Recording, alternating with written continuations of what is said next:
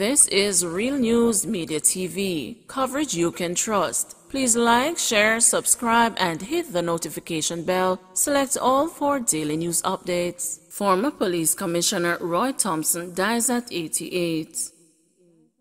Former Commissioner of Police and Customs of Portland, Roy Thompson, has died. Thompson died peacefully at his St. Andrew home on Saturday. He was 88. He served for more than 41 years in the Jamaica Constabulary Force, including as police commissioner from 1991 to 1993. After retiring from the police force, Thompson served as Customs of Portland from 2000 to 2013.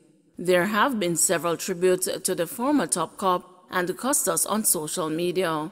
Among those paying tribute is West Portland Member of Parliament Darrell Vaz, who hailed Thompson for his devoted service to Jamaica.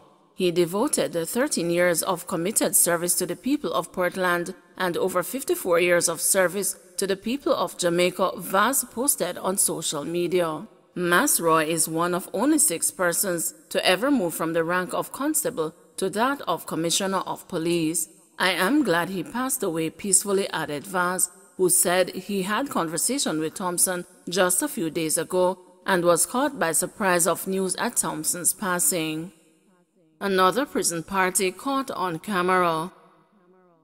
It appears that inmates in Jamaica's penal system continue to break the law after a video emerged this week which showed several prisoners staging what appeared to be a high roller party on a cell block. The video comes after it was revealed last month by a minister without portfolio in the Ministry of National Security, Senator Matthew Samuda, that 2,300 cellular phones destined for criminals serving time behind bars were seized by the Department of Correctional Services over the past 12 months. In the latest video, the male prisoners are observed dancing to the latest dancehall music. 25 dumpling apiece, my champion, said a man who appeared to be an inmate. It appeared that a food competition may have been underway at the illegal event. Another inmate can be seen eating what appeared to be food from a large dish on a desk. Any doubts that the video was old were dashed when, in another section of the video, a male voice is heard asking a prisoner, "Where your mask dey?" In response, another male who appeared to also be an inmate said, "All mask on, put on no mask." Last November, a similar video which featured a prison party, reportedly from Tower Street Adult Correctional Center, was widely circulated on social media. It is alleged that that party was staged by a popular inmate who advertised his illegal prison party on a flyer. The men were seen decked out in the latest designer wear and were heard boasting of their exploits in that video. That video reportedly caught the attention of Prime Minister Andrew Holness, who vowed at that time that stringent penal actions would be meted out to individuals who are involved in such incidents. Some of them feel that even when they are in prison that they are free, according to some videos that I see circulating. That cannot happen and continue without consequence in our society. So I happen to know that that incident and any such other incidents will be dealt with seriously in the correctional services, the Prime Minister said while speaking at the groundbreaking ceremony for a $45 million project to construct a new police station in Mount Salem, Montego Bay, St. James last November. In his contribution to the State of the Nation debate in the Senate last month, Samuda described the persistent problem of persons attempting to smuggle the contraband item into the nation's prison. Samuda described the persistent problem of persons attempting to smuggle the contraband item into the nation's prison as both a challenge and a security risk. The issue of contraband, more specifically the use of cellular phones in the commissioning of crimes and the operation of criminal gangs from behind bars, though not new, represents a continued threat to national security, Samuda told the Upper House of Parliament. He cited that the 2,300 phones representing more than 190 attempts each month to sneak the items into the prisons were detected through renewed focus. The minister listed the following as measures being taken to address the problem. Amendment of the legislative framework to criminalize the possession, use and the smuggling of electronic devices. procurement of appropriate technology to monitor entranceways, search and scan for devices, and disrupt electronic communique, adjustment of training manuals and retraining of correctional officers, infrastructural changes at points of entry. Meanwhile, Samuda noted that the prisons remain safe as the DCS had just one person escaping its facility in the last 3 years. But with the latest prison party, it seems that prisoners are still finding creative ways to stage their illegal entertainment events, despite confinement behind bars being a method of punishment for their alleged illegal acts. Man charged for murder of elderly St. Anne couple. 36-year-old Shamar Dinald has been charged for the murder of elderly couple 61-year-old Thelma Nemhard and 68-year-old David Nemhard, and the injury of a young woman in Woodstock District, St. Anne. Dinald, who is from Belle Airy Meadows, Discovery Bay in the parish, was charged on Friday with murder, illegal possession of firearm and ammunition, and wounding with intent. His court date is being finalized. The attack occurred on Wednesday, September 15. The police report that about 5:50 p.m., when armed men gained entry to the premises and opened gunfire, hitting them. They were taken to the hospital where Thelma and David were pronounced dead and the young woman admitted in stable condition. Dinald was taken into custody on September 18. On October 1, he was placed on an identification parade and was pointed out by the witness. He was subsequently charged. Farmer Smokey charged with shooting in Wild Cane District, St. Anne.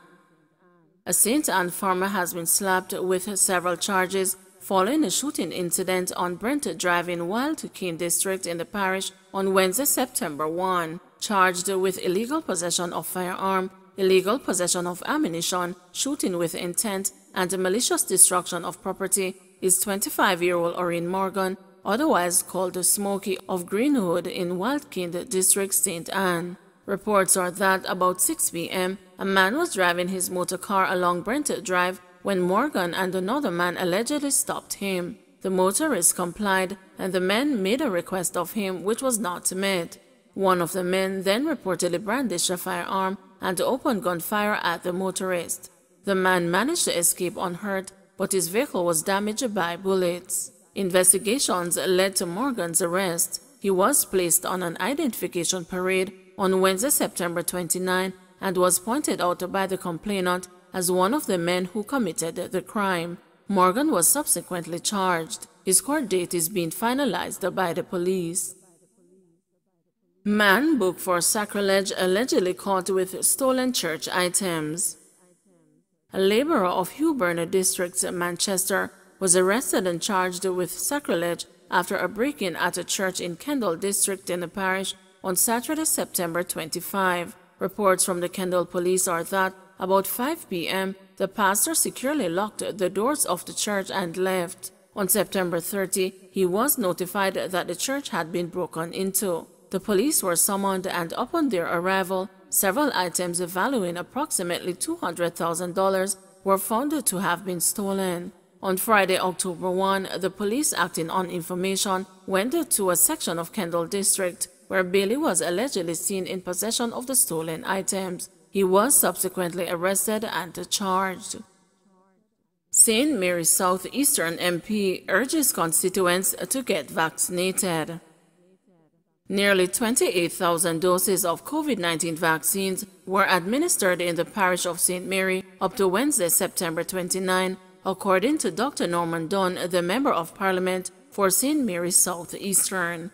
Dunn, who said he is fully vaccinated, gave the figure while contributing to the State of the Constituency debate in the House of Representatives on Wednesday. He used the occasion to encourage his constituents to get vaccinated. Vaccination saves lives. There is no dispute about that. I am encouraging all my constituents to get vaccinated now, as we can't afford to wait, said Dunn. He added that our economy depends on it to quickly return to some level of normalcy so that we can assist each of you more. The Member of Parliament, who is also the Minister of State and the Minister of Industry, Investment and Commerce, used the occasion to express condolences to his constituents who have lost loved ones to COVID-19. This has been a very difficult time for all of us. I want to thank the healthcare workers who have worked tirelessly during this pandemic, said Don. He told the House that his office has been and continues to work with the St. Mary Health Department to coordinate activities for vaccination days, deploying town criers, and using my voice to communicate the message that the vaccines are safe and that their member of parliament who is fully vaccinated is with them in this fight against this virus. To date, 27,604 doses up to Wednesday have been administered in St. Mary, and we are hoping that this number will rise as the message sinks in, Dunn said.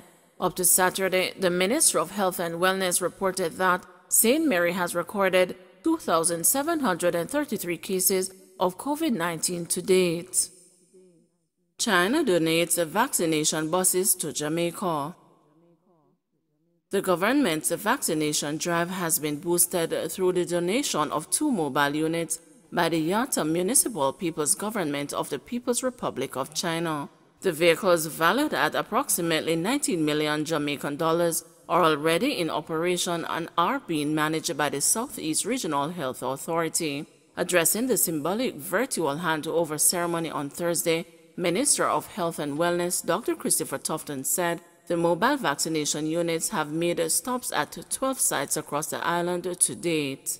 At each stop, we were able to vaccinate on average 200 Jamaicans with a coronavirus COVID-19 vaccine, he said, noting that 5 more sites are being targeted in the coming days. He informed that the ministry will be seeking to purchase additional units from the manufacturer for the island's vaccination program. I have been on the buses, toured, seen them in action, both in urban and rural settings, and I have to really commend the manufacturers for the quality of the product, the ease of use, the comfort that it offers to those who are using it, he said. Ambassador of the People's Republic of China to Jamaica, Ambassador Tian Qiu, said that the donation of the vehicles as well as the medical equipment, which will arrive in the island shortly, will further boost the country's response to the pandemic. He noted that China has been doing its best to provide humanitarian assistance to the international community and to supporting global anti-epidemic efforts, and will be providing 2 billion doses of vaccines for the rest of the world by the end of this year. Don't forget to like, share, subscribe, and hit the notification bell. Select all for daily news updates.